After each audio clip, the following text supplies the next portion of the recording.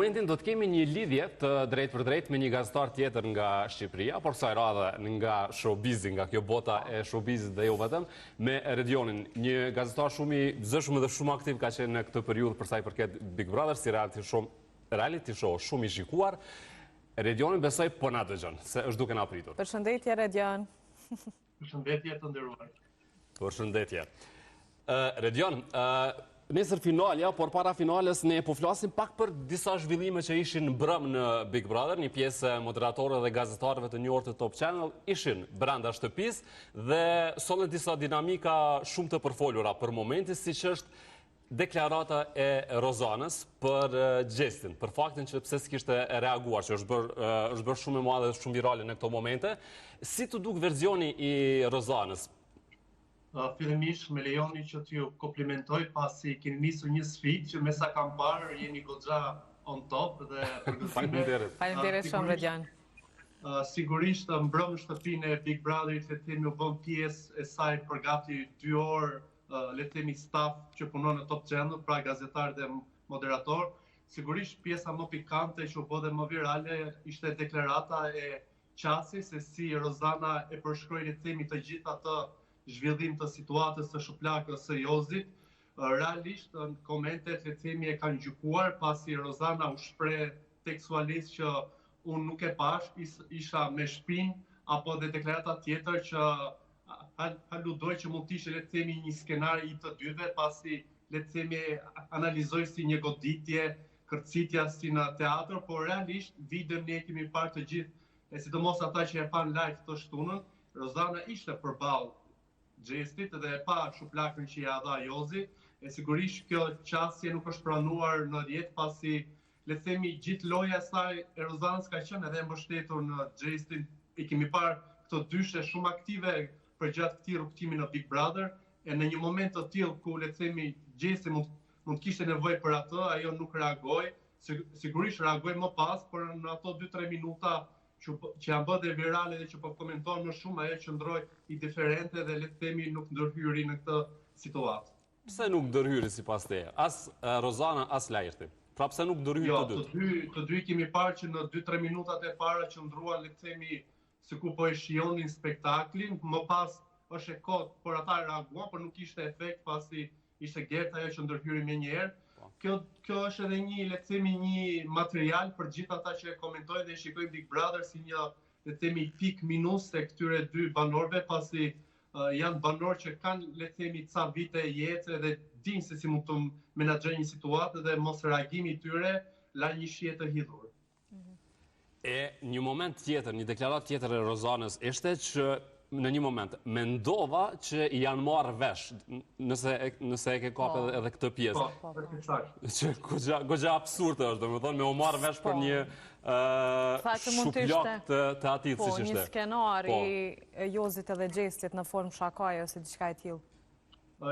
Jemi mësuar le të themi që në atë shtëpi bëhen lloj lojrash edhe shaka, por nuk e di se si mund ta mendosh që një shuplak e cila e hodhi tjetrin për tokë mund të bëhet me skenar, pasi u duka shqiptare që ishte një, le të themi, një situatë reale, një tension i momentit dhe një goditje e cila, le të themi, ndoshta mund të ishte edhe provokuar nga vetë Rozana, pasi shumë komente e kanë kapur këtë pikë kur banorët, le të themi, po shkonin tek dera për të përcjellur Jozin dhe Loredanën, ishte Xhesti që shkoi te dera për ta hapur dhe Rozana i thoshte mos Xhes, mos e hap. Ndoshta ka qenë edhe kjo, le të themi, një fryrje e momentit.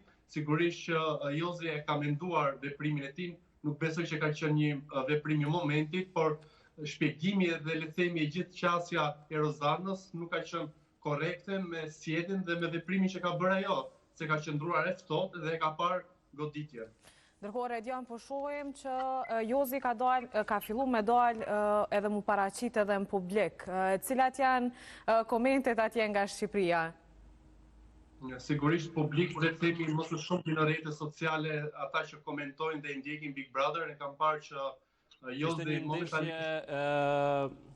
një ndeshje atje, do më thonë që u pas fundi që ke videoja. Edhe paraqitjet nuk ishin shumë zakonshme, ishin ndeshje boksi, se miki për momentin, ndeshja me thonë ndeshje futbolli. Ndeshje boksi. Nuk e di nëse është video me hershme, sepse edhe në TikTok ishte një video që më pas u tha që ishte video e më herët që ishte Ajo në zgjeruar. restoran, i grumbulluar me shok dhe Ajo e restoranti, ato po. pozicionet. Por kjo e ndeshë sa që ndronë, Redion, a ke informacione? Sigurisht që le të themi këto janë le të themi reagime për të treguar edhe një lloj force ose një lloj le të themi fuqie, pasi shumë shpesh në këto ditë kemi parë reagime të forta le të themi të njerëzve që e duan ose e përkrajnë gjestin që ne do të jemi ata që do të marrim hak, edhe në të kundërtën Jozin e kemi parë në shoqërinë le të themi e shumë djemve muskuloze të fortë, ndoshta kjo për të treguar që unë nuk kam frikë nga asnjë lloj kërcënimi. Po. Gjitha këto zhvillime, a e bëjnë më shumë fitues Gjesin dhe më pak Rozanën, me që po flitet dhe a ludohet që kjo do t'jetë dyshja e fundit?